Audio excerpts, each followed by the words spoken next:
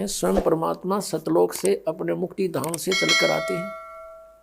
यहाँ हम उनकी आत्माएं हैं, हमारे लिए वो यहाँ कष्ट उठाते हैं और हमें एक उदाहरण पेश करते हैं कि तुम ऐसे रहो और विश्वास करो मेरे पर, और फिर देखना तुम्हारे किस प्रकार दुख दूर होते हैं। तुम विश्वास नहीं कर पाते क्योंकि आप जी को काल भगवान ने इतना विश्वासहीन कर दिया कि जो साधनाएं तुम करते थे उनसे आपको कोई लाभ नहीं होता। तो इसलिए दृढ़ता नहीं आती, लेकिन आत्मा चाह भगवान की त्यागती नहीं। आप लगे भी रहते हो, लाभ कुछ होता भी नहीं, इसलिए आप में दृढ़ता नहीं आती। और विश्वास हुए बिना भगवान आपके कोई भी कार्य नहीं कर सकता, ना मोक्ष वाला ना संसारिक। तो विश्वास करने के लिए हमने परमात्मा के वचन पर रुकना होगा। अब क्या बताते हैं, जैसे परमात्मा कबीर जी सतलोक से चलकर आए, काशी शहर के बाहर बने एक जंगल में एक लहर तारा तालाब था।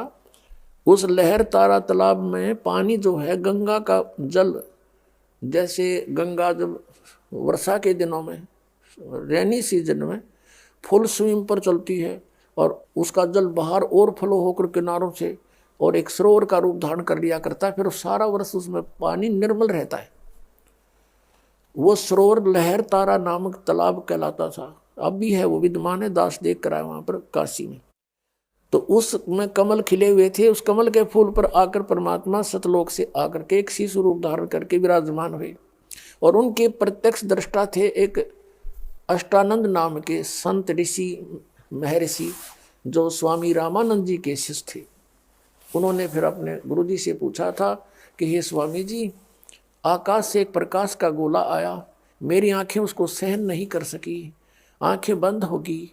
आंखें बंद हुई तो क्या देखा, उसमें जैसे कोई शिशु दिखाई दिया, बच्चा। जैसे हम सूर्य की तरफ देखते हैं, हमारी आंखें प्रकाश को सहन नहीं कर सकती, आंखें बंद हो जाती हैं। बंद होने के बाद फिर उस सूर्य का प्रकाश रहित आकार दिखाई देता है। ऐसे फिर वो बच्चा दिखाई दिया। अष्टानंद ने स्वामी रामानंद जी के पास जाकर कहा कि प्रभु, आज मैं लहर तारा तालाब के ऊपर साधना कर रहा था, सुबह सुबह आकाश से एक प्रकाश का गोला आता नजर आया, उसकी तरफ देखा तो मेरी आंखें बंद हो गई। आंखें बंद हुई तो क्या देखा, आंखों में जैसे सूर्य का प्रकाश रहित जो आकार दिखाई देता, ऐसे एक बच्चा दिखाई दिया। हे प्रभु, फिर आंखें खोली तो वो प्रकाश एक कमल के फूल पर सिमट गया, एक मतलब उस तालाब में सिमट गया, जैसे जल में गिर गया हो। रामानंद जी से पूछा, क्या यह मेरी भक्ति की उपलब्धि है या मेरी कोई भ्रमणा है, भ्रम है मेरा? स्वामी रामानंद जी ने कहा कि बेटा, आकाश से जब अवतार आते हैं तो ऐसी ही लीला हुआ करती हैं। अब वो किसी माँ से गर्भ लेगा, माँ के गर्भ में आएगा और वहाँ से जन्म लेगा, फिर यहाँ लीला करेगा, कोई महापुरुष आया है। अब ये तो सोच थी उन ज्ञानहीन ऋषियों की, जो परमात्मा के विधान से परिचित नहीं, कि ऊपर के अवतार जितने भी आए हैं, क्योंकि इनके अवतार तो माँ से जन्म लेकर आए हैं, ये वो अवतार है जो कभी माँ से जन्म नहीं लेता। और वहाँ शिशु रूप धारण करके प्रकट हुए, धीरे धीरे बड़े हुए। उधर से वहाँ कमल के फूल से उनको नीरू नीमा नामक एक जुलाहा दंपति उठा ले गए, और जुलाहे के घर पर परवरिश की लीला होने से वो जुलाहा कहलाए। 5 वर्ष के होते ही बड़े बड़े ऋषियों के छक्के छुड़ा दिए ज्ञान में परमात्मा ने। लेकिन हम इतने अभिमानी और ज्ञानहीन हैं, भगवान को पहचान नहीं सके, फिर भी जो हम अपना प्रसंग है वो पूरा करते हैं। अब क्या हुआ, परमात्मा जुलाहे का कार्य करते थे, जो लीला में शरीर में बड़े हुए, और अपना जितना भी पैसा इकट्ठा होता था, बुनाई का जो आता था मेहनताना, अपने परिवार के लिए रख लेते थे और शेष को भंडारा कर देते थे, अपने घर पे उसका संग्रह नहीं करते थे। अब यहाँ परिवार कौन कौन है परमात्मा के? एक तो नीरू नीमा, जो उनसे जन्म नहीं लिया था, लेकिन फिर भी एक व्यवहारिक तरीके से उनको माता पिता कहा करते थे परमात्मा।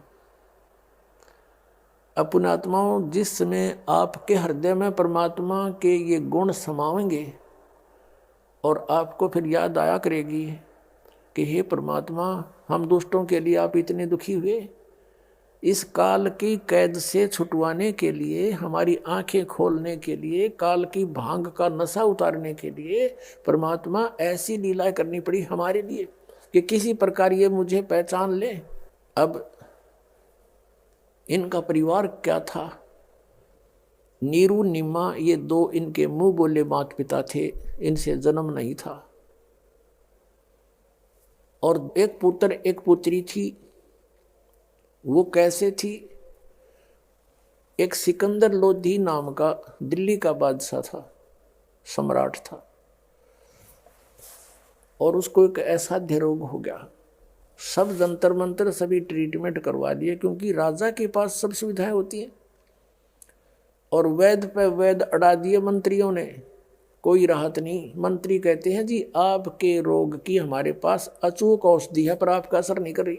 उसका जलन का रोग था, शरीर में ऐसी पीड़ा थी उस सिकंदर लोधी का, जैसे किसी का अग्नि से हाथ जल जावे या कोई गर्म चाय वगैरह गिर जावे, उसको जो पीड़ा होती है, ऐसी पीड़ा उसको गुप्त थी पूरे बॉडी में सिकंदर लोधी को।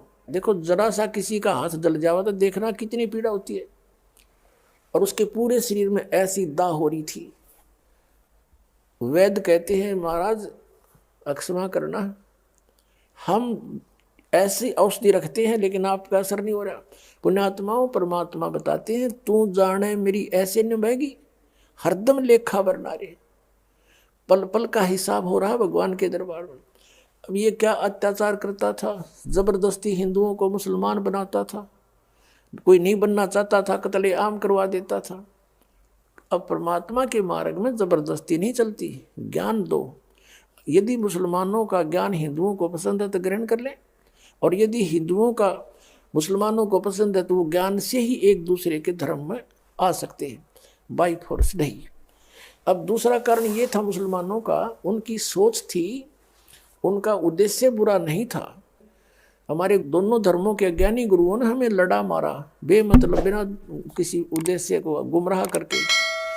अब मुसलमानों का उद्देश्य ये था कि हमारे हजरत मोहम्मद जी को परमात्मा मिले हैं, और परमात्मा ने उनको जो ज्ञान दिया उन्होंने हमें बताया कि अन्य देवताओं की पूजा नहीं करनी चाहिए। मुसलमान कहते हैं हमारे हजरत मोहम्मद ने कहा है और खुदा का आदेश है, और अन्य उनकी पूजा करते हैं तो वो काफिर हैं। देवी देवताओं की जो पूजा करते हैं फरिश्तों की, वो काफिर हैं, और उनसे उनको कोई लाभ नहीं होना, उनका जीवन नष्ट हो जाएगा। इस उद्देश्य से वो हिंदुओं को मुसलमान बनाते थे, और मुसलमान बनाने का उनके सुख शौक था। बताओ उनका कौन से वो मुसलमानों के वो जा करके उनकी नौकरी करते थे, वो अपना केवल वे ऑफ वर्शिप बदलते थे। उनका उद्देश्य ये था कि ये जीवन नाश करें हिंदू समाज के, और हमारा मार्ग सबसे श्रेष्ठ है, इसमें आने से इनका कल्याण हो जाएगा, इसलिए करते थे। फिर वो एक परंपरा पड़ गई, फिर जबरदस्ती बनाने लगे। ये उनका जबरदस्ती वाला मार्ग था, ये गलत था, उनकी आत्मा रोती थी। अब हिंदू समाज मांस नहीं खाता, मुसलमान मांस खिलावे, कोई बात है यार? मुसलमान धर्म में मांस नहीं खाते थे, हजरत मोहम्मद जी ने कभी मांस नहीं खाया, और ना ही 1,80,000 हजरत मोहम्मद जी के अनुयायी मुसलमान बने थे उनने टच किया मांस। मांस खाओ भगत कैसे हो सकता है? किसी जीव हिंसा करने वाला भगत कहने में भी शर्म आनी चाहिए उसको। अब कहते हैं नबी मोहम्मद नमस्कार है, राम रसूल का आया, 1,80,000 को सौगंध जिन नहीं कर चलाया। अरस कुरस पर अल्लाह तकत है, खालिक बिन नहीं खाली, वह पैगंबर पाक पुरुष थे साहिब के अब्दाली। हजरत मोहम्मद जैसे वो पाक पुरुष थे, वो पवित्र आत्माएं थी, भगवान के कृपा पात्र थे, उन्होंने कभी ऐसे कर्द नहीं चलाई है, हिंसा नहीं की। और तुम वो मांस खाते हो, तो वो हिंदुओं को पसंद नहीं, भाई हम नहीं खाएं इस गंध को, तो ऐसे विरोध और ऐसे ये चलता रहा। अपने आत्माओं मुसलमान धर्म अपने ही ग्रंथ को नहीं समझ सके। जैसे सूरत फुरकानी 25 की आयत नंबर 52 से 59 तक स्पष्ट किया हुआ है, ये मुसलमान धर्म के अनुयायी ये मानते हैं कि जिस अल्लाह ने हजरत मोहम्मद जी को कुरान शरीफ का ज्ञान दिया वो सुप्रीम पावर है, और वो हमारा भगवान है, हमारा अल्लाह है। अब उनका अल्लाह, मुसलमानों का अल्लाह अपने पैगंबर हजरत मोहम्मद को कह रहा है कि ए पैगंबर, तो इन काफिरों का कहा ना मानना। उसमें हिंदुओं को काफिर नहीं कहा, उसमें जो अन्य समाज था वहाँ का, और वो अन्य देवी देवताओं की पूजा करता था, हजरत मोहम्मद की बात पर विश्वास नहीं करता था कि इनकी पूजा छोड़ दो तुम। तो क्या कह रहा है वो, हजरत मोहम्मद का खुदा ये काल है, ज्योति निरंजन है, ये गुप्त रहकर आकाशवाणी करता है या किसी के अंदर प्रवेश करके बोलता है।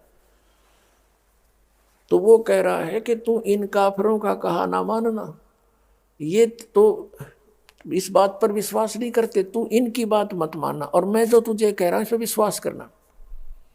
इस कबीर नामक एक परमात्मा है, सबसे बड़ा भगवान। ये कबीर को बड़ा कहने लगे, सुप्रीम पावर को, उसका नाम है कबीर। अब वो बड़ा कहो चाहे छोटा कहो, सुप्रीम पावर, सबसे सर्वशक्तिवान परमात्मा कबीर है। कबीर है, अल्लाह अकबर, अल्लाह माने कबीर भगवान, हम कबीर साहब के हैं, वेदों में कबीर देव लिखा है। और ये कबीर नामक अल्लाह वो है, कुरान शरीफ का ज्ञान दाता कह रहा है कि ये कबीर अल्लाह है, ये सुप्रीम पावर है, ये सबसे बड़ा मालिक है, सब दुख नाशक है, पाप का नाश कर सकता है, मोक्षदायक है। और इस मेरे इन वचनों पर, कुरान शरीफ की दलीलों पर तो विश्वास करना, और इन अनकाफरों की बातों में मत आना, कहीं मेरे मार्ग को छोड़ ना देना। और ये कबीर नामक अल्लाह वही है जिसने 6 दिन में सृष्टि रची और 7वें दिन तख्त पर जा बैठे। और उसकी खबर किसी बाखबर से पूछ देखो, बताओ। अब कुरान शरीफ का ज्ञान दाता भी उस परम शक्ति से, कबीर नामक अल्लाह से अपरिचित है, तो कुरान शरीफ का ज्ञान कंप्लीट कैसे हो गया? इन्होंने किस आधार से ये कहा कि हम सही पूजा कर रहे हैं, ये हिंदू गलत कर रहे हैं? इनका आधार गलत था। अब वो जब तक वो तत्वदर्शी खबर नहीं मिल लगा तो वो ज्ञान भी व्यर्थ है जो काल ना आपको जाए, क्योंकि वो कहता उससे पूछो, तो आपकी साधना व्यर्थ हुई। तो अब वो बाखबर ये दास है और परमात्मा का भेजा हुआ कुत्ता है, आप धनियों के लिए भौंक रहा है।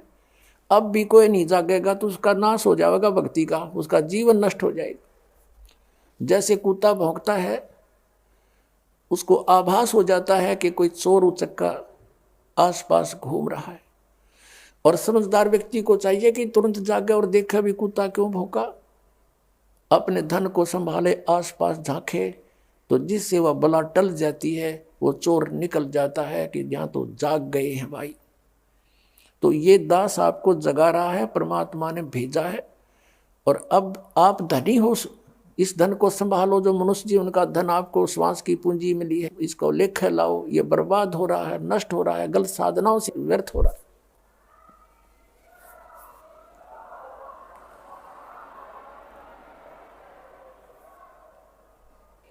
अब पुण्यात्मा प्रसंग जो चल रहा है वहीं पर आते हैं। जिस कारण से उस बाई फोर्स करने से, जबरदस्ती करने से उस सिकंदर लोधी को बहुत भयंकर रोग हो गया। कहते हैं जब जीव के ये पाप बढ़ जाते हैं, उसके औषधि भी काम करना बंद कर जाती हैं और रिएक्शन करती है। अपनात्मा जैसे आपको इतिहास दिखाया था, सच्चा सौदा सिरसा वाले के उस प्रवर्तक का, बलोचिस्तानी शामस्ताने का, खेमामल नाम था उनका, श्री खेमामल जी। वो पहले कितने पुण्यकर्मी प्राणी थे, साधना ठीक ना होने से अंत में सारी उसकी बैटरी डाउन होगी, वो खत्म हुई। जो कुछ भी कमाई थी, किसी को आशीर्वाद दिया, उसके इतिहास में लिख रखा है उन्होंने जीवनी में। एक को आशीर्वाद दिया, उसका लड़का हो गया, एक को दूं दिया, धनी हो गया, फलाना हो गया, और गुफा के अंदर अपने आप रुपये बने पाए चांदी के। तो वो पूंजी थी, वह बर्बाद कर दी पूर्व जन्म की। आगे चार्जर ठीक था नहीं, साधना गलत थी। अंत में इंजेक्शन रिएक्शन से मृत्यु होगी उस महात्मा की। तो पुण्यात्मा परमात्मा कहते हैं कि जब इंसान के पुण्य अक्षीण हो जाते हैं, पाप वृद्धि कर जाते हैं, औषधि भी रिएक्शन करने लग जाती है, काम नहीं करती। तो ये स्थिति थी आगे किसकी? सिकंदर लोधी सम्राट की, किंग ऑफ इंडिया की। अब उस सभी जो वैद्य थे उन्हें हाथ खड़े कर दिए कि महाराज कुछ भी कहो, हमारे बस की बात नहीं। फिर जंतर मंतर के लिए मुसलमानों से खूब जैसे भी अनुष्ठान वो करवाए, साधु संत फकीरों से। फिर हिंदुओं को बुलाकर अब उसके आधार से करवाया, सब यूजलेस रहे। All in when. फिर किसी ने बताया कि काशी के अंदर एक महात्मा है और कबीर नाम है उसका, यदि वो रजा बख्श देंगे तो आप स्वस्थ हो सकते हो, क्योंकि ये आपके प्रारब्ध का कर्म है। ऋषि महर्षि संतों ने कह दिया कि महाराज राजन, ये आपके प्रारब्ध में लिखा हुआ, इसको कोई चेंज नहीं कर सकता, ये तो भोगने से आपका समाप्त होगा। अब सिकंदर लोधी अपने अंतिम सांस गिने, रो अपने कर्मा ने। अब क्या हुआ, किसी ने जब ये कहा तो उसको अविश्वास हुआ कि नहीं, बड़े बड़े महापुरुष, मैंने सब पूरी इंडिया की छान मारे, सबसे औषधियाँ ले ली, सबसे जंतर मंत्र करवा लिए, सब पर आशीर्वाद ले लिया, जो उन्होंने बताया सब अनुष्ठान कर लिए। उस व्यक्ति ने बताया कि वहाँ जाने से आपको पता चलेगा। वहाँ बहुत से उदाहरण बताए कि ऐसे ऐसे एक ऐसे बीमारी थी, उसको ऐसे रोग था, वो मर गया था, वो जीवित किया। अब सिकंदर लोधी के अंतर्गत काशी का नरेश वीरदेव सिंह बघेल, वो परमात्मा कबीर जी का शिष्य हो चुका था, उनकी शक्ति और भक्ति से परिचित होकर के। तो सिकंदर लोधी ने वहाँ एक भेज दिया अपने दूत कि जाओ राजा नरेश से कह दो वीर सिंह से कि मैं आ रहा हूँ। अब राजा जो अपने छोटे राज्यों पर जाता था, उसके अंतर्गत होते थे, पराधीन होते थे, वो वैसे भी चेकिंग के लिए भी जाता रहता था। तो वीरदेव सिंह बघेल ने, काशी के नरेश ने पूरा रेस्टोरेंट, उसका जो रेस्ट हाउस था, पूरा सजा दिया। जो ही सिकंदर लोधी हाथी पर विराजमान थे, साथ में हजारों की संख्या में सैनिक थे, सबके खाने का व्यवस्था कर दी और सिकंदर लोधी के सामने मेज के ऊपर फल फ्रूट सब कुछ लगा दिए। अब सिकंदर लोधी बैठा बैठा देख रहा, कुछ खा नहीं सकता। वीर सिंह ने करबद्ध होकर कहा, राजन अपने नाश्ता ग्रहण करो। तब कहा कि वीर सिंह, मैं तेरी जो अतिथि सेवा से प्रसन्न हूँ, लेकिन मैं खा नहीं सकता। यूं कहकर आंखों में आंसू भर आए। तो वीरदेव सिंह बघेल ने पूछा, क्या कारण है राजन? कि ऐसे ऐसे मुझे बहुत भयंकर रोग है, सब जगह औषधि करवा ली, सब संतों महात्माओं से मिल लिया, मैंने सुना है यहाँ कोई कबीर नामक महात्मा है, आप जानते हो? सुना है कि वो बहुत अच्छे पहुंचे हुए हैं। अब ये कहते ही वीरदेव सिंह बघेल की आंखों में आंसू आ गए। वो किस लिए आगे कि ये मुसलमान अहंकारी राजा है और परमात्मा जो चाहे सो कर देंगे, वो तो समर्थ शक्ति है, और अभिमान युक्त व्यक्ति पर परमात्मा कभी रजा नहीं बख्शेंगे और ये यहाँ से भी हताश होकर जाएगा। देख कैसा दुर्भाग्य इसका। फिर भी उसने बताया कि जी बड़े महापुरुष हैं और राजन आप सही ठिकाने आगे हो, और यदि वो रजा बख्श देंगे तो आपके ये रोग नहीं रहेगा। यहाँ मेरे सामने बहुत सैकड़ों प्रमाण है ऐसे ऐसे। अब सिकंदर लोधी के कुछ किरण दिखाई दी आशा की, कहा कि जल्दी बुलाओ उनको। सिकंदर लोधी ने वीरदेव सिंह से कहा कि उस महात्मा को शीघ्र बुला कर लाओ। अब वीरदेव सिंह बघेल स्तब्ध हो गया। आज्ञा का पालन ना करूं तो ये राजा रुष्ट है, ये रुष्ट होगा, ना जाने के सजा देगा मुझे, और यदि मैं परमात्मा को बुलाने जाऊं गुरु को तो मेरा नाश हो गया, भक्ति का मेरे जैसा नालायक नहीं। अब उसने कहा, भगवान दो पाटों के बीच आपका दास फंस गया, कुछ सद्बुद्धि दो मोको। तो प्रेरणा की परमात्मा ने। वीरदेव सिंह बघेल ने कहा कि राजन जो आज्ञा आपका शिरोधार्य है, जो हुक्म है आपका, लेकिन मैंने सत्संग में सुना है परमात्मा से कि साधु संतों को बाय ऑर्डर नहीं बुलाना चाहिए, उनके पास स्वयं जाकर के नतमस्तक होकर के याचना करनी चाहिए, तब वो रजा बख्शते हैं। और यदि हम उनको बाय ऑर्डर यहाँ बुला भी लेंगे राजन, और उन्होंने हृदय से आपको आशीर्वाद नहीं दिया, तो यूजलेस है, उनका आना भी कोई फायदा नहीं करेगा। अब कहते मरता क्या नहीं करता। सिकंदर लोधी ने कहा कि ठीक है, यहाँ मत बुलाना, मैं चलूंगा, जहाँ 800 किलोमीटर आ गया हूँ और चल पड़ूंगा, जहाँ कहो चलो चलते हैं। शाम यानी आफ्टरनून हो गई थी, शाम का समय था, यानी 3-4 बजे सी।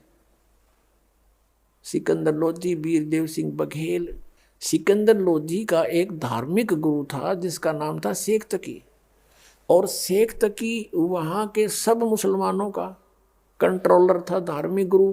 क्योंकि हम धार्मिक नेता से सदा जुड़े रहे हैं, राजा हमारे लिए सेकंड रहा है, इसलिए राजा लोगों की एक राजनीति होती थी, वो उसी को पकड़ देते थे, उस धर्म नेता को अपने साथ रखते थे और उसकी खूब सेवा पानी और खूब चमचागिरी करते, ताकि ये सब प्रजा को हमारे साथ रखेगा। वो भी साथ गया था। वहां से सिकंदर लोधी से कहा वीरदेव सिंह ने कि इस समय वो कबीर परमेश्वर जी अपने गुरु रामानंद जी ब्राह्मण पंडित रामानंद जी के आश्रम में आरती के लिए आते हैं शाम को, वहां चलते हैं, इसमें वहां मिलेंगे वो। तो सिकंदर लोधी ने कहा चलो चलते हैं। उधर से अपने पीर से कहा कि आओ पीर जी, शेख तकी जी। सिकंदर लोधी ने कहा क्या वो हमारे साथ? कहने लगा मैं नहीं जाया करता इन काफिरों के आश्रमों में, वो तो हिंदू काफिर है, हम नहीं जाएंगे। अब वो तो रह गया वहीं पर रेस्ट हाउस में, शेख तकी, सिकंदर लोधी, वीरदेव सिंह बघेल, वो दोनों चले गए। सैनिक बाहर खड़े कर दिए कि तुम रहो यहीं पर। आश्रम के सामने गए तो वहां एक सेवादार खड़ा था। वीरदेव सिंह बघेल को मालूम था कि रामानंद जी भी अपने आश्रम में मुसलमानों को प्रवेश नहीं करने देते, क्योंकि कबीर परमेश्वर के मिलने के उपरांत उन्होंने इतना तो सुविधा दे दी थी कि पहले तो केवल ब्राह्मण के अतिरिक्त किसी को भी दीक्षा नहीं देते थे, उनसे सीधे मुंह बात नहीं करते थे। कबीर परमेश्वर ने उनकी वह सारी फड़क निकाल दी।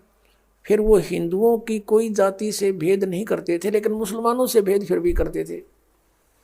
वीरदेव सिंह बघेल को मालूम था कि स्वामी रामानंद जी सिकंदर लोधी को अंदर ले जाने से मुझसे अक्षुब्ध होंगे और फिर गुरुजी नाराज होंगे कि तूने मेरे गुरुजी को नाराज क्यों कर दिया। तो उसने एक तरीका अपनाया, उस पहरेदार से पूछ लिया कि भाई महाराज जी हैं अंदर? हाँ जी हैं। कौन? कि स्वामी रामानंद जी। कि हमने कबीर साहब जी से मिलना है। पहरेदार ने बताया कि वो आने ही वाले हैं और इस समय अवश्य यहाँ आते हैं, डेली आरती करते हैं गुरुजी के पास बैठकर। तो उन्होंने वीरदेव सिंह बघेल ने कहा कि आप जाइए और स्वामी रामानंद जी से आज्ञा लेकर आइए कि दिल्ली के बादशाह सिकंदर लोधी आए हैं और कुछ समय कबीर साहब के आने तक इंतजार करना चाहते हैं, आपके आश्रम में प्रवेश चाहते हैं। अब अंदर वो सेवादार गया कि महाराज जी ऐसे ऐसे एक सिकंदर लोधी दिल्ली के बादशाह आए हैं। रामानंद जी को पता था वो मुसलमान है, तो वहीं से गुस्से में कह रहे हैं ऊंची आवाज से कि इस आश्रम में इन काफरों के लिए जगह नहीं है, ये मांस मिट्टी खाते हैं, और कह दो बाहर इंतजार कर लेगा। अब वो सेवादार ने आके बात कही, वो सुन ली, उनने भी बाहर सुने थी खूब न्यो कीनो, सिकंदर लोधी को भी, वीरदेव सिंह बघेल को भी। और यही बात आकर के पहरेदार ने कह दी सेवादार ने कि भाई कि नरेश राजा जी, हमारे गुरुजी ने मना कर दिया और कहा कि हम मुसलमानों को अपने आश्रम में प्रवेश नहीं करने देते, बाहर इंतजार कर ले।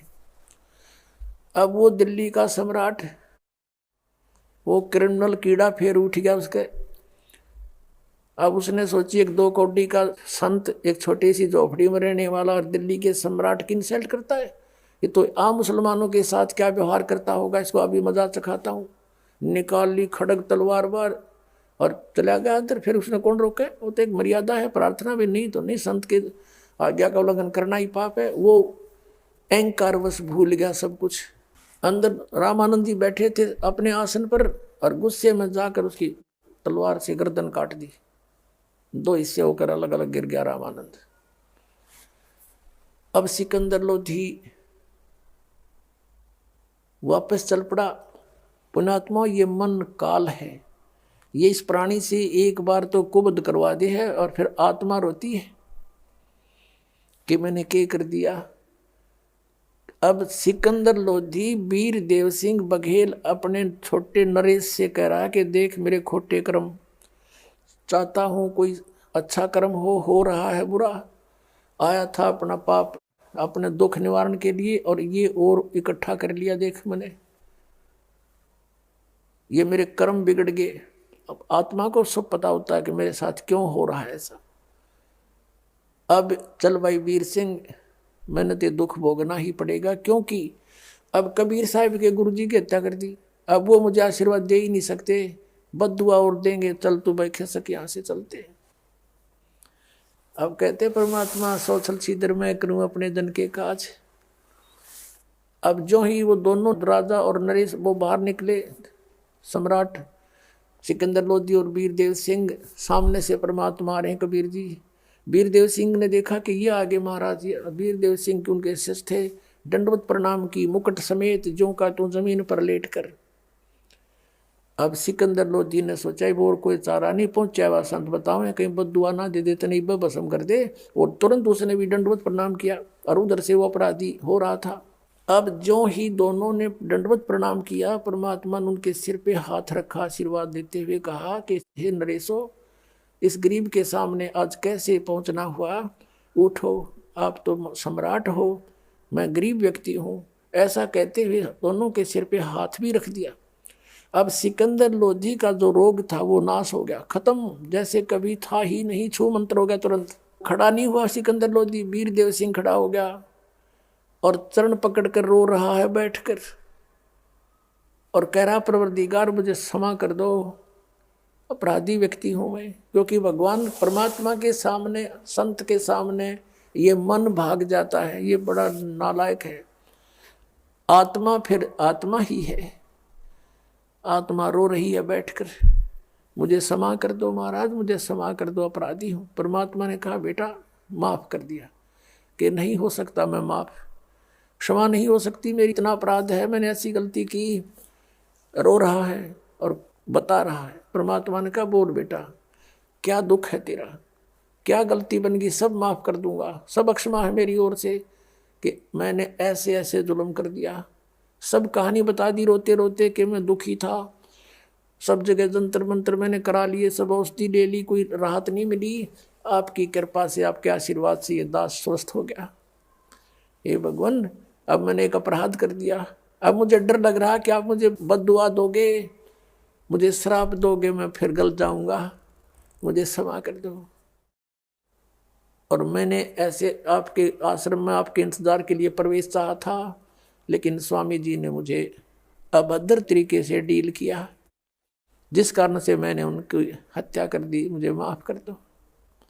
परमात्मा बोले सिकंदर लोधी, तेरा दोष नहीं है, मुझे मालूम था कि इनकी मृत्यु आपसे होनी है, और वो हो गया। अब इसमें किस झगड़े की बात रहेगी, आपके हाथ से इसकी मृत्यु लिखी हुई थी, और चलो उठो। क्योंकि उन्होंने तो देखे थे ड्रामे सिकंदर लोधी ने, कि थोड़ी सी बात पर कोई ये शेख तक ये बॉर्डर करवा दे, हिंदू मुसलमानों ने मरवा के कटवा दे। यदि से जालमों से पाला पड़ा था, जिनको संत महात्मा मान रहा था, और वो संत जिसके गुरु जी का शीश काट दिया, फिर भी इन्हों का कोई बात नहीं, ये तो आपसे हाथों से ही होना था, इसका इसमें क्या चिंता का विषय है। आज मत जाना राजन, अंतिम संस्कार करा के जाना, नहीं तो लोग आपको बहुत धिक्कारेंगे। अब राजा पीछे पीछे, कबीर साहब आगे आगे, दोनों नरेश अंदर गए। कबीर जी जब अंदर पहुंचे आश्रम में, 5-7 भगत थे, रो रहे हैं, और कबीर जी को देखते ही कि ऐसे ऐसे सिकंदर लोधी ने जुल्म कर दिया, अपने गुरुदेव का शीश पकड़ कोई बात की आके काट दिया।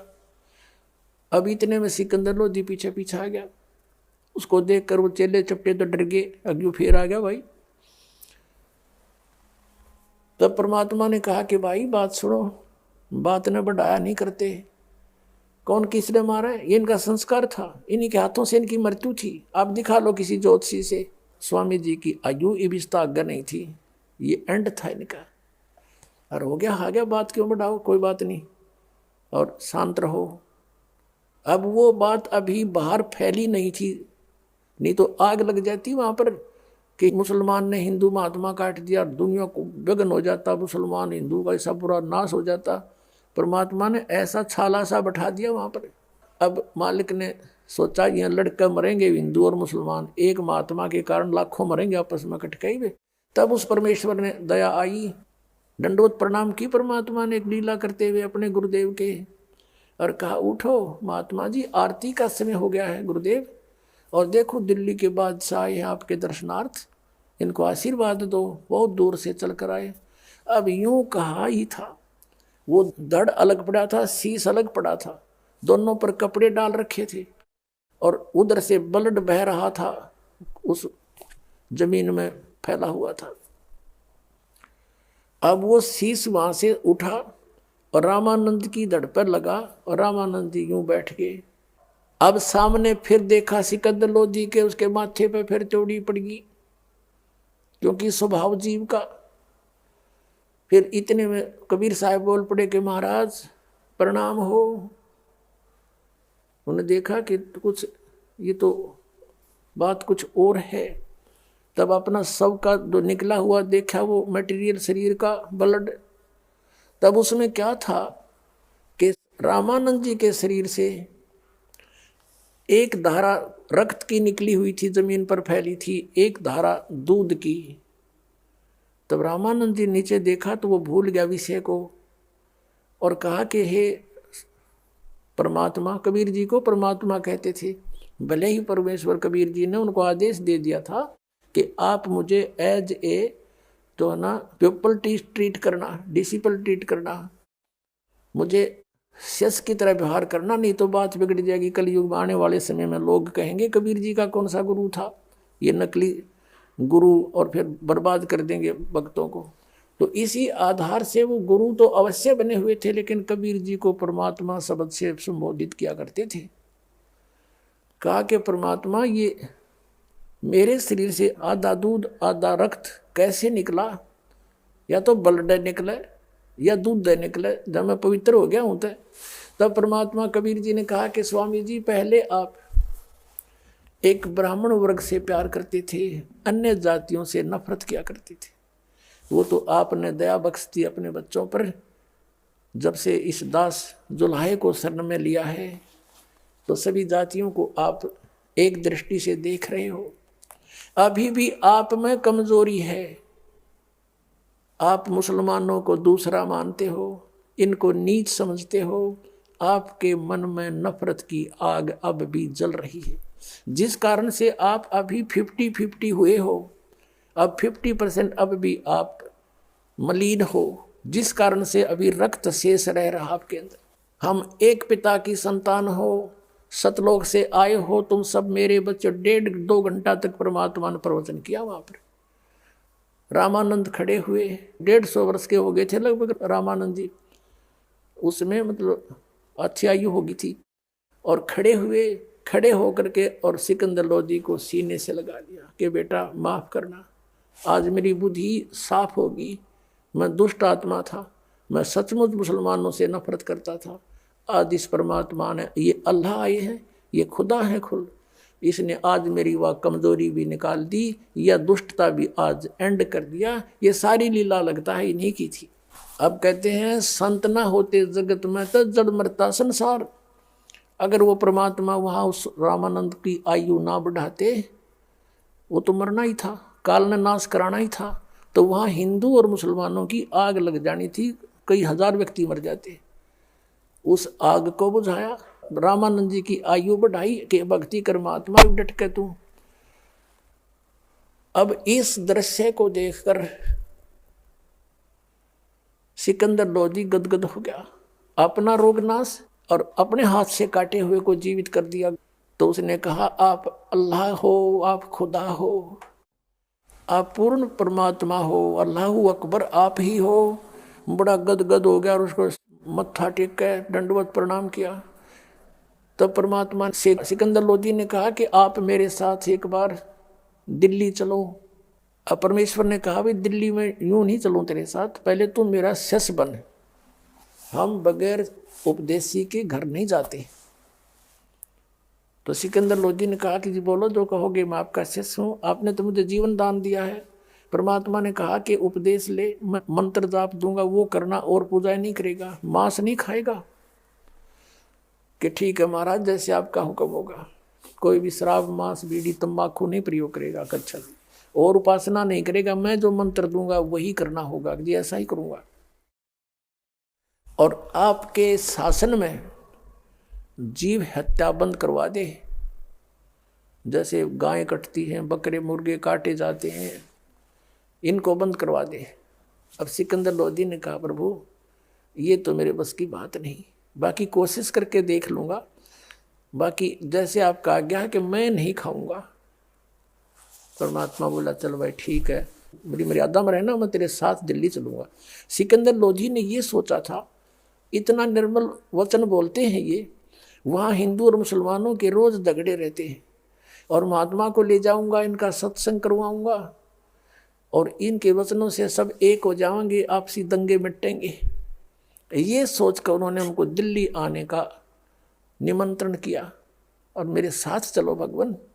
परमात्मा ने स्वीकार किया। क्या चलेंगे, क्यों, वहाँ भी कई कांटे ही काटने थे। अब सिकंदर लोधी वापस आ गए वीरदेव सिंह के रेस्ट हाउस में, जहाँ पर राजा लोगों के लिए अलग से बनाया होता था एक स्थान। तो वहां जाकर के अपने पीर से कहा, शेख तकी से कहा था, इस खुशी में क्यों राजी होगा, बड़ा खुश होगा कि अब तेरे राजा का दुख दूर हो गया। उसने जाके बताया कि पूर्ण संत आए हुए हैं, अल्लाह का रूप आए हैं, पूर्ण खुदा उतरे हुए हैं, और बताया कि मेरे जलन का रोग उनके आशीर्वाद से ठीक हो गया पीर जी। और मैंने ऐसे ऐसे, उन्होंने अपशब्द बोल दिए थे मुसलमानों के बारे में, रामानंद जी ने, मैंने उनकी गर्दन काट दी थी और कबीर जी ने वो भी जीवित कर दी। ये तो अल्लाह आए हुए हैं। अब उस शेख तकी का तो आग लगी तन मन में। उसने सोचा कि अब ये सिकंदर लोधी कबीर जी को सिर पे रखेगा और तेरी यहाँ वैल्यू नहीं रहेगी। और दो फकीर और दो वजीर हमेशा ईर्ष्या में ही जला करते हैं। अब उसने सोचा कि तेरी वैल्यू कम होगी और राजा तो इब उसको सिर पे रखेगा। अब उसने सोची कि इसकी कोई ना कोई ऐसी विधि बनाऊं जिससे सिकंदर लोधी के हृदय में कबीर जी का स्थान ना रहे। कबीर जी से ईर्ष्या करते हुए उसको नीचा दिखाने के लिए, सिकंदर लोधी की नज़रों में गिराने के लिए कुछ उपाय सोचने लगा। सुबह सुबह फिर कबीर परमात्मा जी वहाँ आ गए रेस्ट हाउस में उनके आमंत्रण पे। तो वहाँ शेख तकी की अब और कबीर जी की वार्ता करवा दी। किसने? वीरदेव सिंह बघेल ने। हिंदू भी बैठ गए, मुसलमान भी बैठ गए, 200 200 300 मौजिद से, और कहा कि शेख तकी जी आप भी विद्वान हैं, परमात्मा कबीर जी भी, ये भी बहुत अच्छे ज्ञान देते हैं, आप दोनों अपने प्रश्नोत्तरी करके कुछ डिस्कशन करो हमारे सामने। तब कबीर परमात्मा ने बहुत से प्रश्न किए। शेख तकी के पास कोई जवाब नहीं था। वो और हताश समझ गया अपने आप को, और हीन समझ गया, जिस कारण से उसने प्रतिशोध लेने के लिए कुछ योजना बनाई। कबीर साहब को लेकर के हाथी पर बैठाकर अपने ही अंबारी में, जिस पर राजा बैठा था, कबीर जी को भी उसमें बैठा दिया, आप भी उसी में। नहीं, राजा के अतिरिक्त उसमें कोई नहीं बैठ सकता। इतना सत्कार दिया सिकंदर लोधी ने, क्योंकि सामने देखा उसका जीवन नरक था, वो एकदम स्वर्ग बना दिया। और उनके सामने एक मुर्दा जीवित कर दिया, कत्लेआम कर दिया था, वो जीवित कर दिया। सेना आ रही है, साथ में हजारों की संख्या में घुड़सवार हैं, राजा हाथी पर बैठा है। वापसी पर चल पड़े। रास्ते में एक दरिया का किनारा देख करके रात्रि काटने के लिए वहाँ खाना पीना नहाना धोना सुविधा देख करके उसके ऊपर वहाँ स्टे कर लिया रात का।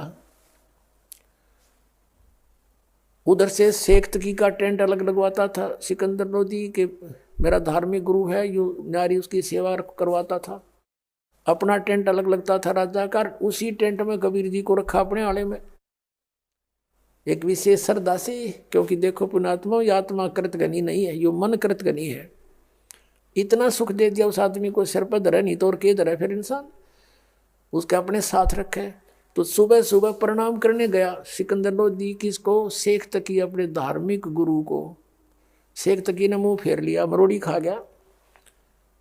अब जान गया कि जब ऐसे नखरे करता कुछ ना कुछ इसने बुराई सूझ रही है, ये कोई न कोई पंगा पावेगा तेरे जी ने। उसने पूछा, महाराज क्या बात होगी, मुझसे कोई गलती बन गई? सिकंदर लोधी ने कहा शेख तकी से। वो कहता है कि मेरी क्या आवश्यकता है तुझे?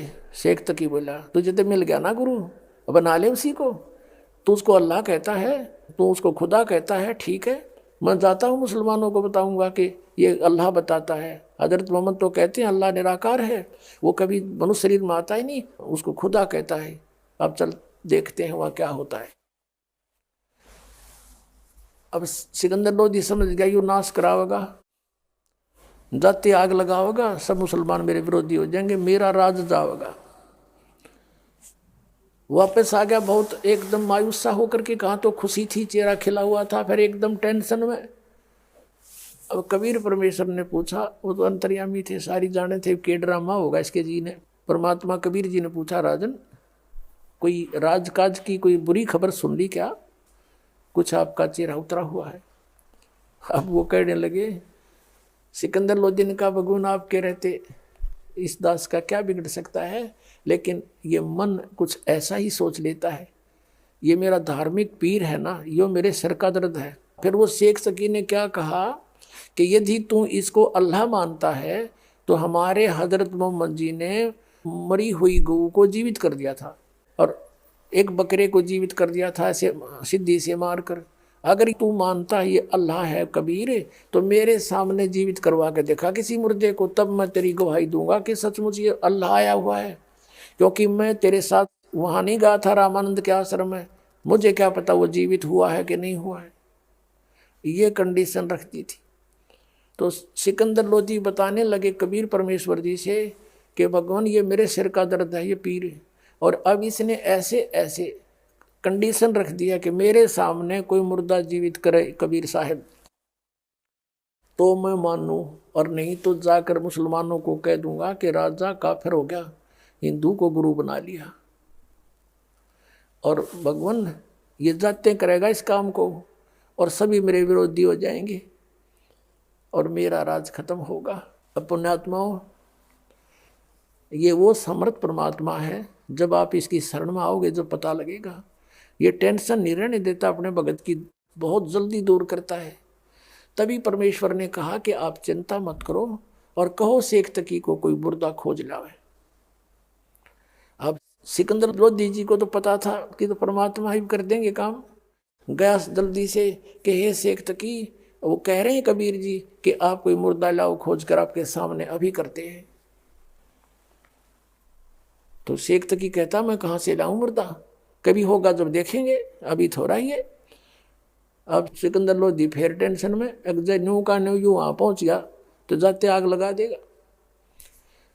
इतने में क्या हुआ, सभी कोई नहा रहा था, कोई धो रहा था, कोई घूम रहे थे, राजा लोग नहा धोकर बाहर निकले तो बाहर क्या देखते हैं कि एक 13 वर्ष की आयु का लड़का, और उसको उनके कबीले वालों ने अंतिम संस्कार करके जल प्रवाह कर दिया था। जैसे 4 प्रकार से दाग होते हैं, अंतिम संस्कार 4 प्रकार से करते हैं। हिंदू सभा करते हैं, ये अंतिम संस्कार लकड़ियों में जला देते हैं मुर्दे को, और मुसलमान जमीन में गाड़ देते हैं कब्र में। और कुछ ऐसे कबीले हैं जो आकाश में एक स्थान बना देते हैं, जैसे ऊंचा सा एक टावर सा बना के, और उसके ऊपर उस मुर्दे को वहाँ रख देते हैं तो उसे पक्षी खा लेते हैं। वो उनका यही मानना है कि पक्षी इस मांस को खाएंगे, दुआ देंगे, और हड्डी जब रह जाती सूख जाती है उनको मिट्टी में या जल प्रवाह कर देते हैं। और कुछ ऐसा करते हैं कबीले के उस शव को जल प्रवाह कर देते हैं अच्छे तरीके से, नीचे एक फ्लोटिंग सा बना करके घास फूस का बेड़ा सा, और उसके ऊपर लटा करके दीपक जलाकर घी का और कपड़ा उड़ा करके, कपड़े सारे पहना करके और जल प्रवाह कर देते हैं कि मछलियाँ जीव जंतु जल के इनको खाएंगे, इसके मांस को दुआ देंगे। ऐसे दरिया में बहा दिया था। वो शाम का बहा हुआ बच्चा चलता चलता सुबह सुबह वहाँ पहुँच गया जहाँ वो समस्या खड़ी थी। ये खेल मालिक के। तभी कहा किसी ने कि वो आ गया मुर्दा, वो आ गया मुर्दा, जल में आ जाता है ऐसे। तो एकदम सब बाहर निकले, शेख तकी भी आ गया, कबीर साहब भी खड़े हो गए, हजारों की संख्या में सैनिक जो साथ थे बॉडीगार्ड वो भी आगे काम छोड़ छोड़ के कुछ सेवा कर रहे थे, घोड़े गार्डन पानी प्याओ थे, वापस आ गए, वहाँ खड़े हो गए, इकट्ठे हो गए। तब कबीर परमात्मा ने कहा, शेख तकी तू कर जंतर मंत्र, कहीं फिर बाद में कह मैं भी कर देता इसको। तो अब शेख तकी लगा फूं फुर फुर करने, इतने वो मुर्दा जा चुका 500-600 फुट दूर डाउन स्ट्रीम में बहता हुआ। तब कहता शेख तकी के कबीर तो अपने सिर से बला टाला था, मैं लगा दिया इसमें। मुर्दे कभी जीवित होते हैं, वो तो कभी कयामत आएगी जब की बात है। तब कबीर परमेश्वर ने हाथ से इशारा किया ऐसे। उसी समय वो मुर्दा जो शव चला गया था काफी दूर वापस चल पड़ा, जैसे इंजन वाली नौका चलती है अप स्ट्रीम में, और ऐसे आ गया, वहां आके रुक गया। और परमात्मा ने कहा, हे आत्मा, जहां भी तू चली गई है इस शरीर को त्याग कर वापस आ जा, इस शरीर में प्रवेश कर कबीर हुक्म से और बाहर आ जा।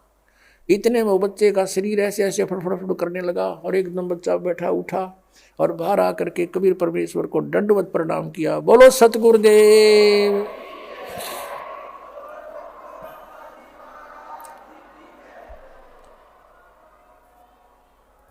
अब सभी उपस्थित जनों ने क्या कहा, कमाल कर दिया, कमाल कर दिया, कबीर जी ने कमाल कर दिया।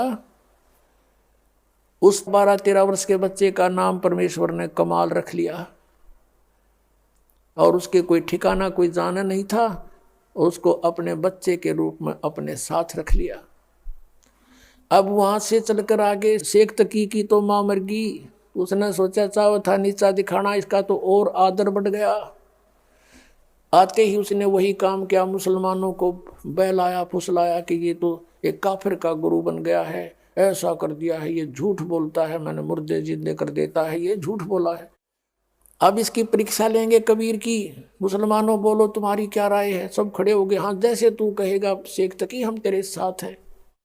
कि इसकी परीक्षा लेंगे, सरसों के तेल को उबाल कर इसके अंदर इसको डालेंगे, भगवान होगा तो बच जाएगा और काफिर है तो मर जाएगा। सबने कहा ठीक है ठीक है। हजारों की संख्या में सिकंदर लोधी के रेजिडेंस पर आ गए और देखा वहां पहरेदारों ने आके कहा कि राजन हजारों की संख्या में जनता आई है, पता नहीं क्या डिमांड है। सिकंदर लोधी ने कहा कि बुलाओ 2-4 को अंदर बुला लो। शेख तकी सब तो आ गए और 10-15 और साथ में जो मौजूद व्यक्ति थे इम्पोर्टेंट से VIP सब अंदर चले गए। सिकंदर ने पूछा क्या समस्या है आपकी कि आपके साथ एक काफिर रह रहा है, आप उसको अल्लाह का अवतार मानते हो, हम उसकी परीक्षा लेंगे, उबलते हुए तेल के कढ़ाई में उसको डालेंगे, अगर वो जीवित रहा तो मान लेंगे ये अल्लाह है। शेख तकी ने सोचा था यू मर जाएगा कटे टंटा, सदा का सुख होगा तुझे, और राक्षस वर्ती में था वो व्यक्ति। अब सिकंदर लोधी फिर समस्या में आ गया, कहने लगा तुम बैठो। कबीर साहब को अपने ही मकान में रखा हुआ था अलग से कमरे में अच्छे आदर से, वहाँ गए अपनी समस्या बताई कि प्रभु इसने एक बखेड़ा और शुरू कर दिया और मैं कैसे अपने मालिक को उबलते तेल की कढ़ाई में डाल सकता हूँ, एक तरफ मेरी रोजी रोटी एक तरफ आप हो। तब उस परमात्मा ने कहा कि उनको कह दे भाई इन्होंने तो मुझे मारना है, मार लेंगे, इनको कह दे बेटा चिंता ना करे और करो अपना काम, कोई बात नहीं, उबालो एक कढ़ाई मंगा लो तेल। अब सिकंदर लोधी को विश्वास था कि कुछ नहीं होगा इनके, क्योंकि उनको 1-2 ऐसी चमत्कार देख लिए थे। फिर भी मन सोच रहा था कि बने तकी गलत जय गुरु जी मर गए थे, लेकिन मजबूर था, पब्लिक के सामने राजा के कोई पैर नहीं होते। तो उसी समय वो शेख तकी से कहा कि आप कर लो जी जैसे करना है। हाँ भर ली, उन्होंने कहा हामी दे दी, यस कर दिया कबीर जी ने, ले लो परीक्षा। अब क्या करा, शेख तकी ने अपने कहा कि तुम बड़ी सी कढ़ाई लाओ और नीचे बड़ा चूल्हा बनाओ और लकड़ कती मोटे मोटे घेर को उबाल दो तेल। ऐसा उबाल दिया जैसे चाय उबला करे तेल सरसों का। और कबीर जी से कहा कि लाओ पकड़ के। और उस दृश्य को देखने के लिए कोई हजारों की संख्या में नागरिक आगे अगले दिन का समय रख दिया था। अब क्या डालो पकड़ के कबीर जी को। शेख तकी कहता है परमात्मा कहते हैं या सेवा माप कर लूँगा अपनी, तुम मत करो। वहाँ से चलकर परमात्मा और कढ़ाई में प्रवेश करके बैठ गए। कढ़ाई के अंदर इतने हैं शीश गर्दन से ऊपर ऊपर बाहर हैं और आराम से बैठे यूं। अब शेख तकी ने तेने सोचा था कढ़ाई में पड़े रीन का काम बना, तेरा जी सा आ जाएगा, आनंद होगा। अब वो देख रहा है कि इसका कुछ नहीं हो रहा है तो आराम से बैठा है। तो क्या कहता है कि राजन ये जादू जंतर जानता है, इसने तेल की तासीर ठंडी कर रखी है, गर्म नहीं है, वैसे उबलता नजर आ रहा है। अब सिकंदर लोधी ने सोचा कि ला चेक करता हूँ, उंगली डालने की चेष्टा करने लगा तो परमात्मा बोले कि राजन इस मूर्ख के कहे इसमें हाथ मत दे दिए, इसकी कोई फारेनहाइट का बना बेरा कितनी डिग्री तो बाल रखे कसाईयों ने, उंगली नहीं रहेगी तेरी इसमें डालना मत। लेकिन सिकंदर लोधी ने सोचा गुरुजी नहीं जले तेरी एक उंगली का के बिजली पड़ेगी। उसने नाटते नाटते उंगली दे ही दी। जितनी उंगली तेल में गई थी उतनी कटके वहीं खत्म हो गई, निशान नहीं पाया उसका, और बेहोश हो गया राजा। इतनी पीड़ा हुई इसको। अब देखा राजा बेहोश हो गया, इन मारेंगे ये, मर गया यू। कबीर परमात्मा बाहर आए तेल से निकल कर, और राजा को उन्होंने जैसे भी पानी के छींटे विटे लगा करके होश में लाए। वो फिर इतनी पीड़ा थी, फिर बेहोश हो गया। राजा ने इतनी पीड़ा कभी देखी नहीं थी। तो परमेश्वर कबीर जी ने पकड़ के उंगली पूरी कर दी। बोलो सतगुरुदेव की जय हो। और सिकंदर लोधी राजा एकदम सचेत हुआ। वहां देखने वाले हजारों की संख्या में लोगों ने परमात्मा कबीर जी की जय जयकार करी। उनसे उपदेश लिया। हिंदू और मुसलमान उनके शिष्य बन गए। शेख तकी के गढ़ों पानी पड़ गया। अब कहते नीच व्यक्ति अपनी नीचता को त्यागता नहीं। कबीर परमेश्वर की वाणी है, राज तजना सहज है, सहज तरिया का ने, और मान बढ़ाई ईर्षा दुर्लभ तजनाइए। अरे इनके तजे बिना भगवान मिले नहीं। भगत होकर के ऐसी ईर्षा करें तो कहते फिर परमात्मा निकट नहीं आता। अब उसने फिर क्या स्कीम बनाई कि भाई मुसलमानों यो जादू जंत्र जानता है, राजा लिया बैका, इसकी एक परीक्षा और लेते हैं। क्या? पहले कुएं होते थे 200 150 200 फुट गहरे, और उस गहरे कुएं में क्या होता है कि उसमें पानी नहीं होता, और उसमें एक ऐसा बन जाता है वो दरार सा, उसका पता नहीं तू कितना गहरा और अलग से होता है। उन्होंने स्कीम बनाई मुसलमानों ने मिलकर के कि भाई इसको गहरे कुएं में डाल के ऊपर तो छड़े कांटेदार झाड़ियाँ मट्टी कंकर भर देंगे उसको हैं, और ये कहो कि अगर इसमें जीवित पा गया था मान लेंगे खुदा है। अब वो फिर 5-10 व्यक्ति मौजूद से गए और कहा हम एक परीक्षा और लेंगे।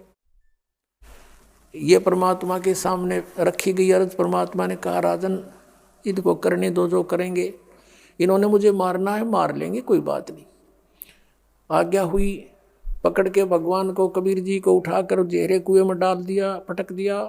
ऊपर से मंड के सारे हजारों की संख्या में जो उसके चेले चपटे थे शेख तकी के, कोई झाड़ी ला कर गिरा है, कोई उसमें माटी कांकर गोबर अड़ंगा सब कुछ ठोक दिया ऊपर ताई, और हाथ पैर मुंह धो गए। शेख तकी गया सिकंदर लोधी के पास, ये कर दिया काम तेरे उस अल्लाह का, दबा दिया मिट्टी में। अब सिकंदर लोधी थोड़ी सी देर पहले कमरे से आया था, प्रणाम करके बाहर ही निकला था, तभी वो आ गए थे। कहने लगे किसके विषय में बातें कर रहे हो? कि उस कबीर